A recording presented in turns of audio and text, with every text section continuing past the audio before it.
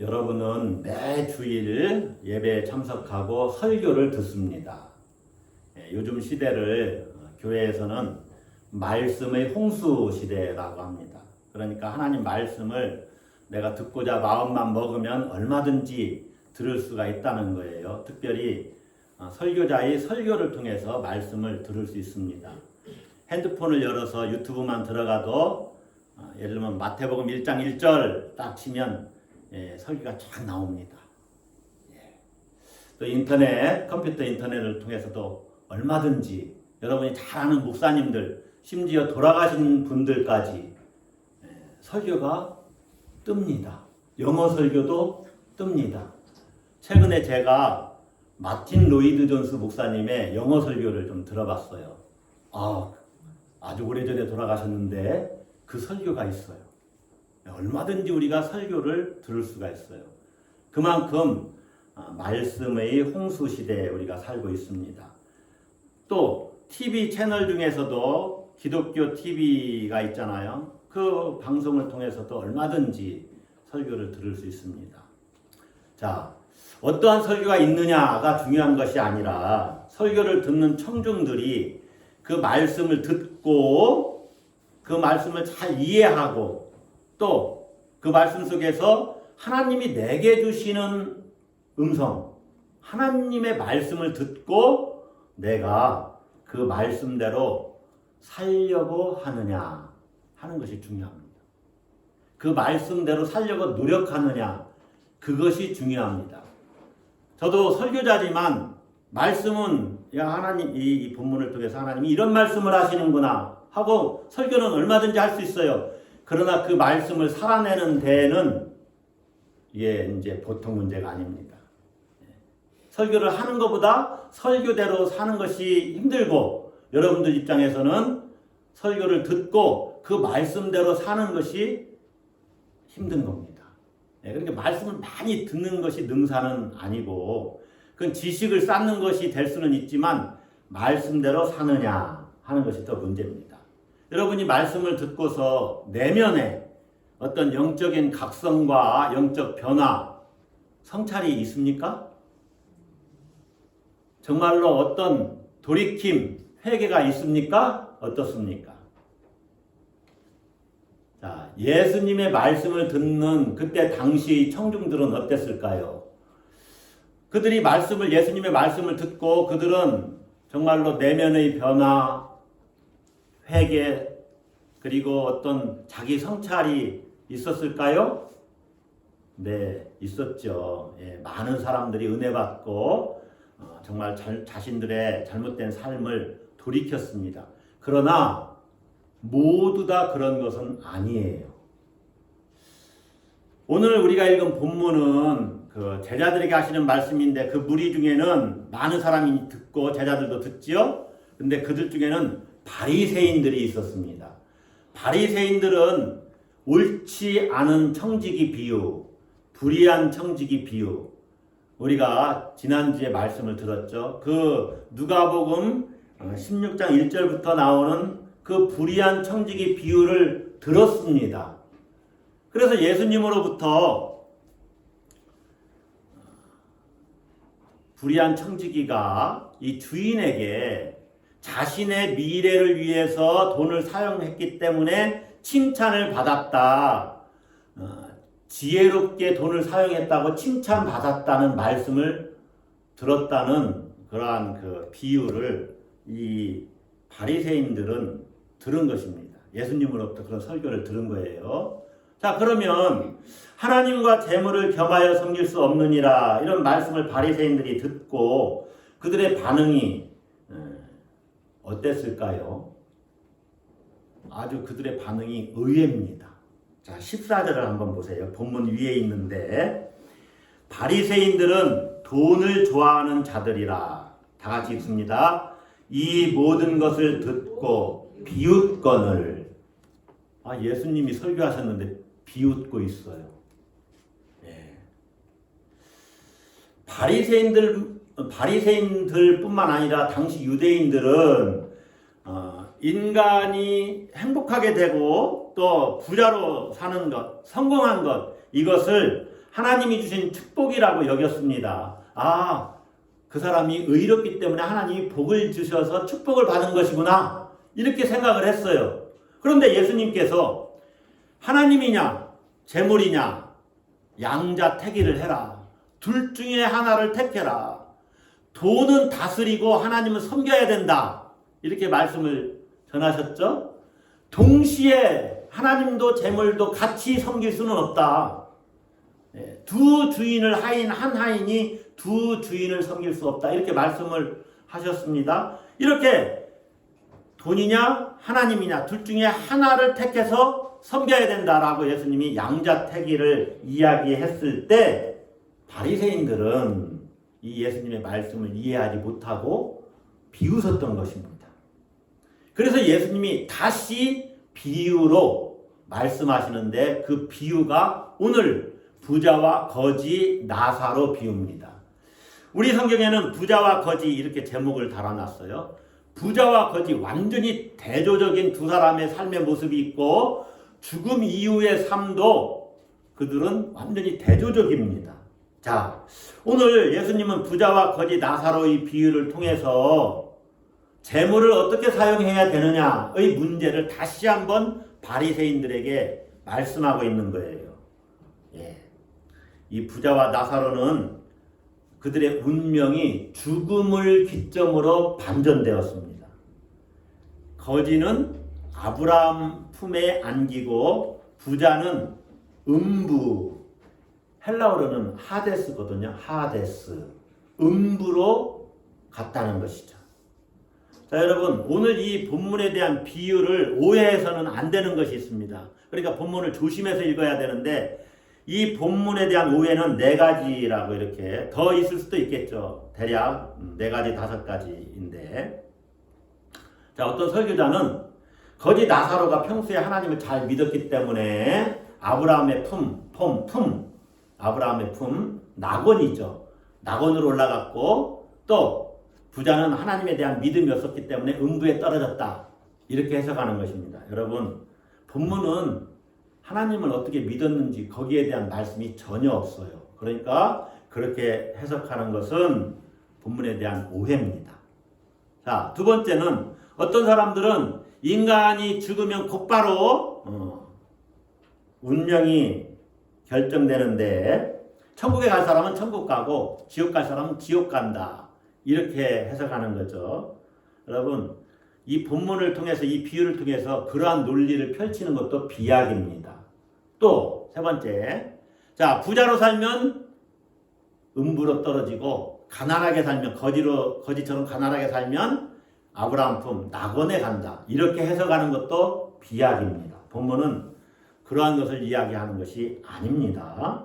자, 세 번째, 어떤 사람들은 음부의 구덩이, 불구덩이가 너무나 고통이 극심하기 때문에 절대로 거기 들어가서는 안 됩니다. 거기 가면 안 됩니다. 심판받아서 거기 가면 안 되니까 예수 믿고 천국에 가야 됩니다 하면서 이 본문을 전도에 인용하는 거예요.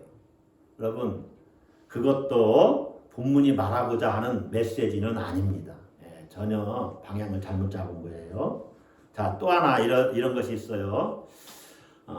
본문에 보면은 음부에 떨어진 이 부자, 그리고 아브라함의 품에 있는 그 나사로, 이 부자와 아브라함과 이게 대화가, 소통이 가능한 것을 보게 됩니다. 그래서 본문을 가지고 천국과 지옥 간 서로 대화가 가능하다, 소통할 수 있다, 이렇게 해석하는 것도 본문의 메시지에 대한 바른 이해는 아닙니다.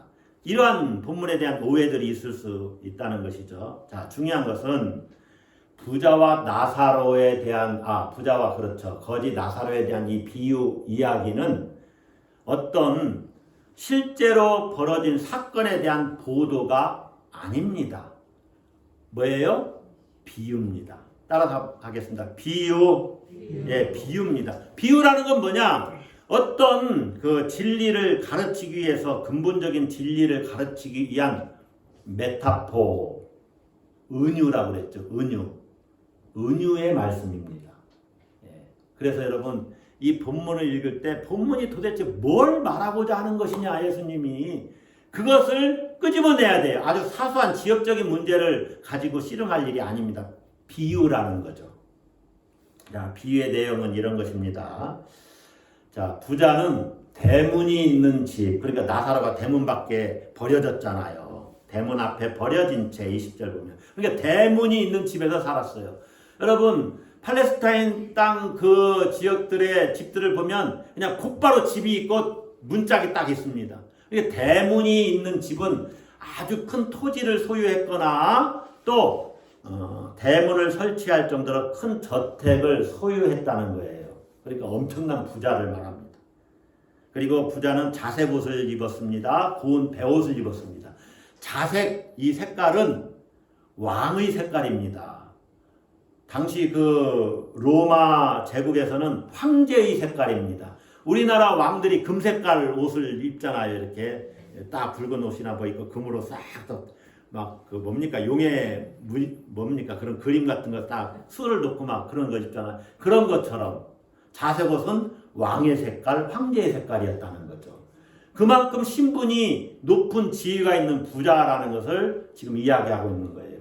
그리고 고운 베옷은 속옷을 입었는데 아주 고와요. 이건 정말로 높은 지위에 속한 사람들만 입을 수 있는 옷입니다. 부자는 그렇게 부유하게 큰 저택에서 좋은 옷을 입으면서 하루하루 호화롭게 즐기며 살았어요. 날마다 호화롭게 즐기더라. 그러나 거지 나사로는 정반대의 삶을 삽니다. 그 거지 나사로의 상태가 20절, 21절에 묘사되어 있는데 한번 보세요. 그런데 나사로라 이름하는 한 거지가 헌대투성이로 그의 대문 앞에 버려진 채 그 부자의 상에서 떨어지는 것으로 배불리리 하매 심지어 개들이 와서 그 헌대를 핥더라. 예수님이 비유의 말씀을 하실 때는 이름이 대개 등장하지 않습니다. 그런데 유독 이 거지 나사로에서 이 비유에서는 나사로라고 이름을 이렇게 지금 이야기하고 있어요. 이 나사로라는 말은 하나님께서 돕는 사람, 하나님이 돕는 자 그런 뜻이에요. 하나님이 돕는 자라는 이름을 가진 나사로가 전혀 지금 도움을 못 받고 있는 형편을 지금 이야기하는 거죠. 자, 거지 나사로는요, 피부가 헌대투성입니다.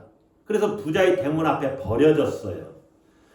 영양도 부족하고 제대로 씻지를 못하니까 피부가 견뎌낼 수 없었다는 것이죠. 그리고 버려졌다는 것은 그가 스스로 움직일 수 없는 장애인이거나 아니면 스스로 움직일 수 없는 어떤 큰 질병을 앓고 있다는 것입니다. 그리고 그가 먹는 부자의 상에서 떨어지는 것은 먹다 남은 것이 아니라 어찌 보면은 손을 씻는 데 사용하는 빵, 여러분 부드러운 빵 가지고 물기를 이렇게 닦아내면 빵이 흡수를 하잖아요. 그런 빵이었습니다. 그러니까 개들이나 먹을 수 있는 빵을 이야기하는 거예요. 나사로는 그것조차도 배부르게 먹지를 못합니다. 늘 배가 골아 있어요. 더구나 개들은 그의 헌대를 핥습니다. 그러니까 겉옷이 있어서 그의 상처를 이렇게 감싸주지 못하는 거예요. 나사로는 겉옷 하나 제대로 걸치지 못할 그러한 형편이라는 거죠. 이 거지 나사로는 누구의 도움도 받지 못한 채 개보다 못한 생활을 하고 있는 것입니다. 그런데 이 상황이 죽음을 계기로 완전히 반전됩니다. 본문을 보면 죽을 때는 거지는 그냥 죽는 것으로 설명이 되어 있습니다. 그런데 부자는 죽어서 뭐라 그래요? 장사되매 22절에 죽어서 장사됐어요. 나사로는 제대로 장사도 못 치루어진 것 같아요. 그는 죽어서 아브라함의 품에 들어갔습니다. 그런데 부자는 음부로 떨어졌습니다. 음부에 갔어요. 음부는 아까도 말씀드렸지만 하데스를 이야기합니다. 헬라어로는 하데스.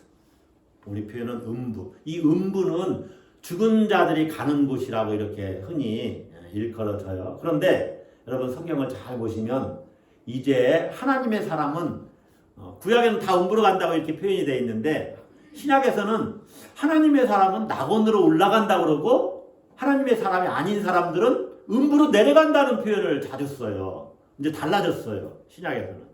자, 어쨌든 죽은 자들이 가는 그 음부로 이 부자는 갔다는 거죠. 이 부자는 음부에서 고통스러워합니다. 그는 아브라함의 품에 있는 나사로를 보았어요. 음부에서. 그리고 나사로가 자기 집 대문에 쓰러져 있던 그러한 거지였다는 사실을 알았습니다.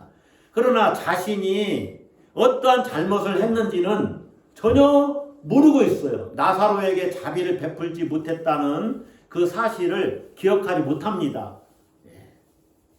그러면서 온전히 자기에 대한 생각만 가득 차 있어요. 그건 살았을 때나 죽었을 때나 마찬가지예요. 그래서 아브라함에게 호소하고 있어요. 불쌍히 여겨달라고. 자, 본문을 읽어보면 부자가 아브라함을 아버지 아브라함이여 아버지여 구하노니 이런 식으로 3번 아브라함을 부릅니다. 그런데 더 이상 이 부자는 아브라함의 자녀가 아닙니다. 부자는 나사로를 시켜서 물 한 방울만 보내달라고 호소해요. 나사로의 손가락 끝에 물 한 방울을 묻혀서 자기 혀를 적셔서 서늘하게 하게 해달라고. 여러분 얼마나 고통이 심한지 어쨌든 비유지만 자 생전에 나사로가 그렇게 원하고 나사로에게 절실했던 긍휼을 간청합니다. 부자가 내가 이 불꽃 가운데에서 괴로워하나이다. 손가락 끝에 찍어주는 물로 그 고통을 면할 수 없는데도 이 부자는 거기에 매달릴 수밖에 없는 처지에 떨어진 거예요. 아브라함은 25절에서 이렇게 대답합니다. 자, 봅시다. 25절. 예, 너는 살았을 때 좋은 것을 받았고 나사로는 고난을 받았으니 이것을 기억하라.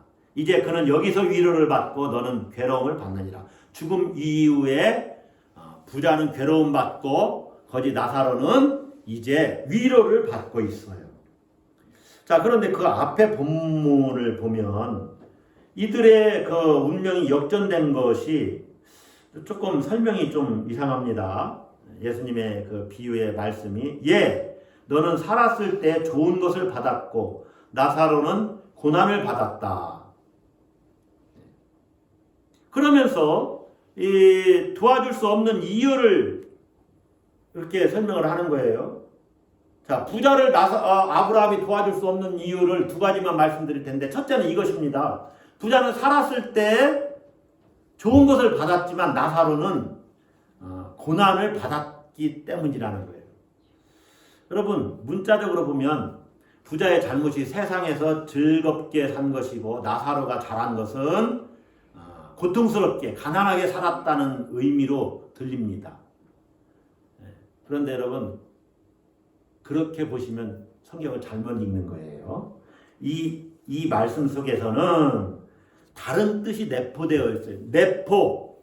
이 말씀이 품고 있는 함의를 알아야 돼요. 부자에게 어떤 문제가 있다는 거예요. 어떤 잘못이 있다는 거예요. 그 말씀을 읽어낼 줄 알아야 돼요. 자, 일단 여러분 세상에서 부자로 사는 것이 잘못인가요? 제가 자주 말씀드리죠. 세상에서 부자로 사는 것이 잘못인가요? 아닙니다. 여러분 부자로 사시기를 바랍니다. 좀 복을 받아서 경제적으로 여유 있는 삶을 살면 좋은 겁니다. 그게 나쁜 게 아니죠. 자, 거지 나사로처럼 살아야 된다는 말씀인가요? 그것도 아닙니다. 부자로 살고 싶은 건 다 인지상정이에요. 여러분이나 저나 다 똑같아요.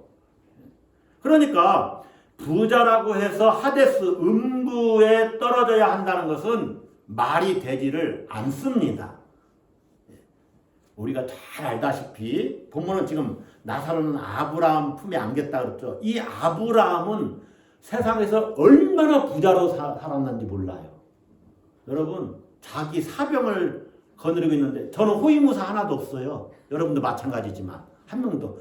아브라함은 무려 집에서 기르는 그 양육 훈련시키는 군사만 그때 318명인가요? 예, 어마어마한 부자입니다. 아브라함이 말할 수 없는 부자예요. 예, 아마 김포시 땅을 다 가졌을 정도로 부자였을지도 몰라요. 예. 이 또 성경에 보면 부자로 칭찬받은 사람들이 얼마나 많이 나옵니까? 그러니까 부자라고 해서 음부에 떨어져야 한다는 것은 이것은 말이 안 되는 거예요. 다른 사람들에 비해서 경제적으로 넉넉하게 살았다는 것, 또 건강하게 살았다는 것이 음부에 떨어질 이유는 아니다 하는 것입니다. 그걸 여러분이 기억을 하셔야 돼요. 자, 일단 두 번째, 부자를 도와줄 수 없는 이유 두 번째는 뭐냐? 낙원과 음부의 간격 때문에 한 번 운명이 결정되고 나면 서로 다른 영역으로 넘어갈 수 없기 때문에 부자가 도움을 받을 수 없다는 거예요. 낙원과 음부의 간격이 너무나 커요. 구름터기가 있어서 건너갈 수가 없어요. 그 운명이 한번 결정되면 이제 다른 영역으로 서로 건너갈 수가 없어요. 그러니까 비유에서 말하는 바는 회개의 기회는 지상에서만 가능하다 하는 것입니다. 죽어서는 기회가 주어지지 않는다는 것입니다. 자, 그래서 부자는 아브라함으로부터 거절당하고 아브라함에게 이렇게 요청합니다. 나사로를 내 아버지 집, 다시 말하면 나의 5 형제에게 보내서 그들이 고통받는 이곳에 오지 않도록 해주소서라고 간청해요. 이에 아브라함은 부자에게 모세와 선지자들이 그들에게 있다. 다시 말하면 성경이 그들에게 기회를 주고 있다. 이렇게 이야기를 합니다. 29절부터 31절까지 그런 내용이 쭉 나오고 있죠. 모세와 선지자들이 있으니 그들에게 들을지니라. 자, 1차적으로 그렇게 해도 소용이 없어. 이미 모세와 선지자들이 말하고 있잖아. 그러니까 부자가 다시 요청을 하는 거예요. 죽은 자가 가족에게 가서 말하면 그들이 회개할 기회를 얻을 것입니다. 그러니까 다시 아브라함이 그들이 모세와 선지자의 가르침을 듣지 않는다면 죽은 자가 가서 말해도 듣지 않을 것이다. 여러분, 이 본문을 통해, 이 본문 비유를 통해서 도대체 예수님은 무엇을 말하고자 하는 바일까요? 예수님이 말씀하시고자 하는 바가 무엇일까요? 도대체 부자의 잘못이 뭡니까? 자, 부자의 잘못이 뭔지를 알면 예수님이 말씀하시고자 하는 바가 이렇게 드러납니다.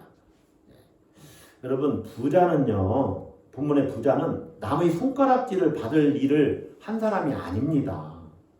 어찌 보면 그렇게 부도덕하거나 파렴치한 사람이 아니에요. 그는 그냥 어찌 보면 평범한 사람인데 부자인 겁니다. 그리고 부자니까 즐겁게 사는 거죠. 어떻게 해서 부자가 됐나 우리는 알지 못하지만 뭐 사업에 성공을 했거나 아니면 유산을 많이 물려받았겠죠. 그래서 부자가 됐겠죠. 그리고 자기 삶에 이제 만족을 하고 있을 겁니다. 자, 아까도 말씀드렸지만 유대인들은 부자가 되는 것을 하나님의 축복으로 여겼어요. 그러니까 이 부자도 하나님 날 축복하셔서 내가 이렇게 부자 됐다. 그렇게 여겼을 겁니다. 주변 사람들도 그를 부러워했을 거예요. 부자가 이제 더 이상 다른 데 신경 쓰지 않고 자기가 날마다 큰 저택에서 호화롭게 즐기면서 이렇게 살 수 있게 된 겁니다. 어찌 보면 성공한 인생이라고 볼 수가 있어요. 그런데 부자에게 도대체 무슨 문제가 있는 겁니까? 제가 3가지로 설명을 드릴 텐데 이 3가지는 모두 같은 의미라고 볼 수가 있어요.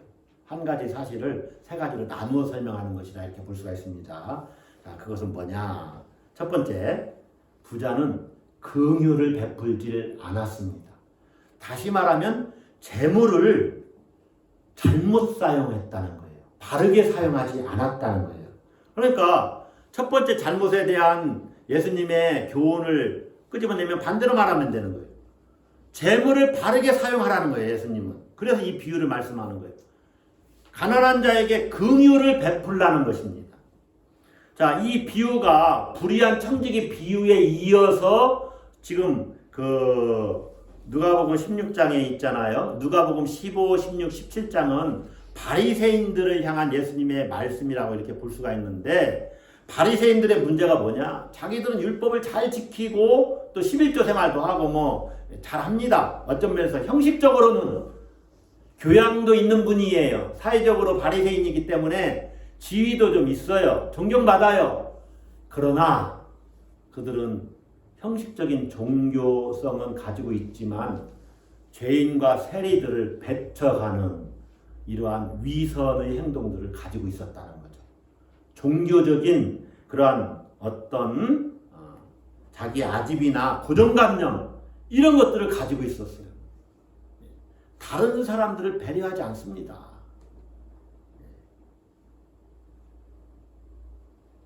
자, 불의한 청지기 비유에서 청지기는 재물을 준비하는 데 사용해서 지혜롭게 재물을 썼다 이렇게 칭찬 들었죠. 그러니까 부자들에게 바리새인들에게 예수님 하시는 말씀, 너희도 그렇게 해야 된다. 미래를 준비하는데 재물을 써야 된다. 이 말씀을 지금 하신 건데 비웃었단 말입니다, 예수님을. 그러니까 다시 재물에 대한 교훈을 하시는 거예요. 본문에서 나오는 부자는 미래를 준비하지 않았습니다. 여러분, 미래를 준비하십니까? 종말론적인 그러한 삶을 준비하십니까? 지금 그 문제를 지금 짚고 있어요. 부자는 자기 인생에만 집착을 했어요. 그의 눈에는 나사로가 들어오지 않습니다. 나사로가 어떤 처지에 있는지 관심이 없어요. 귀찮다고 해서 나사로를 내쫓아버린 것은 아니지만은 나사로에게 어떠한 도움도 주지 않았습니다. 나사로를 개나 이렇게 동물 취급하고 말았어요. 자, 여러분, 미국의 노예제도가 있을 때 이 노예 주인들, 이 주인들은 노예를 볼 때 사람으로 이렇게 대우하지를 않았습니다. 사람 취급하지 않았어요. 여러분, 이 주인들은 청교도들입니다. 기독교 신앙을 가진 사람들이에요. 청교도의 경건주의가 몸에 밴 사람들입니다. 믿음이 좋은 사람들이고 한편으로는 도덕적이고 인격적인 사람들이. 그런데 노예들을 대할 때는 아주 사람 취급을 안 했다는 거예요.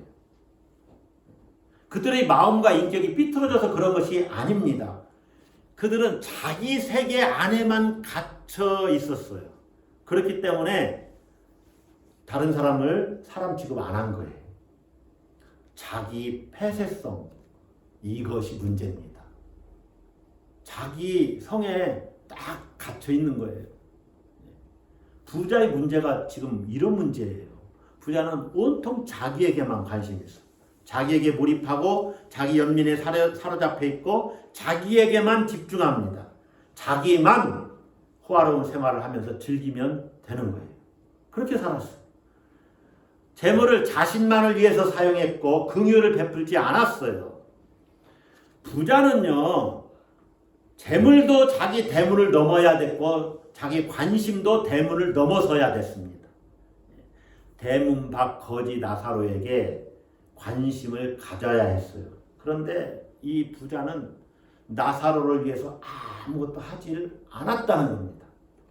이런 것들이 바로 죄입니다.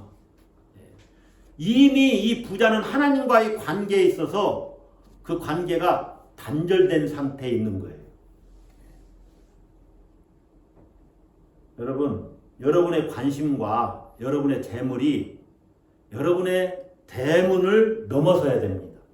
여러분의 호주머니 밖으로 향해야 돼요. 여러분의 재물이. 이것은 여러분에게 하시는 말씀이고 저에게도 하시는 말씀이에요. 자기에게만 몰입하고 자기에게만 집중해서는 안 된다 하는 거예요. 할 수만 있으면 긍휼을 온 세상 사람들에게 베풀어야 돼요. 방법은 여러 가지가 있어요.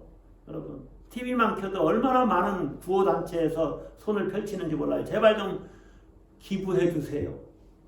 예, 우리나라도 이제 뭐 경제 대국이잖아요. 선진국이잖아요. 이제 도와야죠. 도와야죠. 교회를 통해서 또 도울 수 있습니다. 자기 폐쇄성을 깨트려야 합니다. 그것이 우리가 해야 될 일이에요. 이 세상을 떠나면 그런 기회가 더 이상 없습니다. 지금이 기회입니다. 할렐루야. 자, 두 번째 잘못은 뭐냐? 말씀을 실천하지 않았다는 것입니다. 다시 말하면 예수님이 교훈하신 건 너희들 말씀을 실천해라 하는 거예요. 이미 구약 성경을 잘 알고 있잖아요. 부자는 가난한 자를 돌보라는 율법의 말씀을 버렸습니다. 말씀을 알고 있었지만 실천하지 않았습니다. 대문 밖에 버려진 것은 나사로만이 아닙니다. 말씀도 함께 버려졌어요. 말씀을 버리니 긍휼을 베풀 수 있는 기회도 버려졌어요. 그래서 더는 기회가 없게 되어버렸습니다. 자, 여러분 보세요. 31절에 모세와 선지자들에게 듣지 아니하면 비록 죽은 자 가운데서 살아나는 자가 있을지라도 권함을 받지 아니하리라 하였다 하시니라. 여러분, 성경에 기록된 말씀을 듣지 않는다면 죽은 자가 살아나서 말을 해도 듣지 않을 것이라는 거예요. 그러니까 변화가 없는 것은 말씀이 없어서가 아닙니다. 말씀을 실천하지 않기 때문이에요. 순종하지 않으니까 변화가 없어요. 여러분, 듣기를 거절하는 사람에게는 어떤 기적도 소용이 없습니다. 우리는 막 죽은 사람이 살아났다, 대단히 호들갑스럽게 이렇게 어떤 신비적인 경험을 했다고 이야기할지 모르지만은 말씀을 듣고 실천하지 않으면 아무 소용이 없다는 거예요. 여러분, 지금이 말씀을 실천할 기회예요. 여러분, 말씀을 듣습니까? 지금 실천해야 합니다. 지금이 긍휼을 베풀 수 있는 시간이에요. 자, 부자의 세 번째 잘못이 뭐냐? 회개하지 않았다는 겁니다. 제가 이 세 가지 사실은 한 가지를 이야기하는 것이라고, 이렇게 한 가지를 의미하는 것이라고 했죠. 예? 자, 긍휼을 베풀지 않았어요? 말씀을 실천하지 않은 것이죠. 그것을 회개하지 않은 겁니다. 지금 이 말씀을 듣는 자들은 바리새인들이에요. 예수님의 제자들에게 말씀 전했는데 바리새인들과 함께 들은 거죠. 그러니까 이 비유가 주는 교훈은, 자, 말씀을 들었느냐? 그러면 회개하라는 거예요. 30절 보면 아버지 아브라함이여, 만일 죽은 자에게서 그들에게 가는 자가 있으면 회개하리이다. 그러니까 부자는 지금 내가 생전에는 이 회개의 메시지를 제대로 듣지 못했습니다. 들었어도 제가 회개하지 못한 것이 제 잘못입니다 하는 후회가 담겨져 있어요. 죽은 자가 살아나서 내세에 대해서 증거한다면 형제들이 적절한 회개에 이르게 될 것이라고 주장합니다. 그런데 예수님은 그렇지 않다라고 이야기하시는 거예요. 여러분, 죽은 자가 살아나는 기적, 신비한 어떤 경험이 중요한 것이 아닙니다. 모세와 선지자들의 증언, 그러니까 성경 말씀은 이미 있어요. 그 말씀을 실천하지 못했으면 회개하고 그 말씀을 따라서 사는 것, 그것이 중요하다는 거예요. 말씀을 듣지 않는 사람, 어차피 누가 말한들 듣지 않습니다. 그래도 말씀을 해야 되겠죠. 듣지 않아도. 그런데 또 안 들어요? 어쩔 수가 없어요. 아무리 좋은 것들, 좋은 것을 갖다, 제가 왜 먹여도 이렇게 해야 되는데 처먹여도 이렇게 될까요? 아무리 좋은 것을 갖다 처먹여도 말씀을 안 듣는다니까는요. 소용없어요. 언제 말씀을 실천해야 되느냐? 언제 회개해야 되느냐? 지금이 실천할 시간이고 지금이 기회라는 거예요. 죽고 나서는 기회가 없다는 거예요. 기회가 없다. 회개에 합당한 열매에 따라 죽음 이후의 운명이 결정된다. 지금 오늘 본문을 통해서 주님이 그 말씀을 하시는 거예요. 바리새인들아, 너희가 돈을 좋아해? 돈을 똑바로 써야 돼. 너희가 하나님을 섬긴다고 말하지만 그거 다 형식이고 위선이야. 제대로 해, 똑바로 해. 주님이 지금 그 말씀을 하시는 거예요. 여러분, 오늘 비유의 말씀을 통해서 주님은 자신들의 종교적 고정관념과 아집에 사로잡혀서 세리와 죄인들을 배척한 바리새인들에게 준엄한 경고를 하고 계시다고 그랬지요? 본문의 경고에 따르면 바리새인들은 하데스에서 고통을 당할 거예요. 음부에서. 어찌 보면 그들은 이미 생물학적으로 죽지 않았더라도 하데스에서 살고 있는 것과 똑같습니다. 왜냐?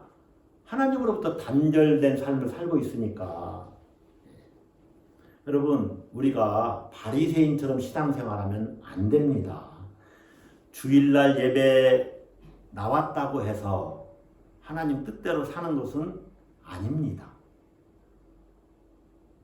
자, 더 비약해서 좀 말씀드리면 목사라고 장로라고 권사라고 집사라고 성도라고 하나님 뜻대로 사는 것은 아닐 수 있습니다. 심각한 겁니다. 네 믿음이 어디 있느냐? 내 믿음을 행함으로 좀 보여봐라. 이게 성경이 우리에게 요구하는 거예요. 믿음은 행함을 배제하지 않는다는 거예요. 여러분, 여러분의 재물로 미래를 준비하세요. 여러분의 재물이 여러분의 대문 밖으로, 호주머니 밖으로 흘러가도록 하세요. 여러분의 도움을 필요로 하는 자를 위해서 자기 호주머니를 열어야 됩니다. 자기에게만 몰두하는 삶, 자기 연민과 자기 중심에서 벗어나기를 바랍니다. 타인을 향해서 타인을 불쌍히 여기는 마음, 긍휼히 여기는 마음, 그 마음을 가져야 됩니다. 나 밖의 세계에 대해서, 타인에 대해서, 또 동물과 식물들을 향해서, 또 곤충을 향해서, 온 세상을 향해서, 존재하는 모든 것들을 향해서 내가 긍휼히 여기는 마음을 가져야 돼요. 이걸 훈련해야 됩니다. 긍휼을 베푸세요. 네. 그 긍휼을 베풀 때가 언제입니까? 지금이 긍휼을 베풀 때입니다. 할렐루야. 지금이 실천할 때고 지금이 회개할 때입니다. 죽고 난 이후에는 다시 기회가 없어요. 지금이 기회입니다. 여러분, 지금 실천하고 지금 긍휼을 베푸십시오.